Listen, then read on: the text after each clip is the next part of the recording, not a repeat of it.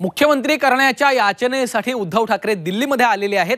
गल्लीत गोंधळ दिल्लीत मुजरा अशी उबाठाची अवस्था झाली आहे अशी टीका शिंदे गटाचे खासदार नरेश म्हस्केंनी केली आहे। बाळासाहेबांचा मराठी बाणा त्यांच्यात असल्याचं उसनं अवसान दाखवण्याचा प्रयत्न उद्धव ठाकरेंचा आहे। त्यामुळे ठाकरेंचा हा दिल्ली दौरा म्हणजे याचना दिल्ली दौरा नसल्याची टीका नरेश म्हस्के यांनी केली आहे।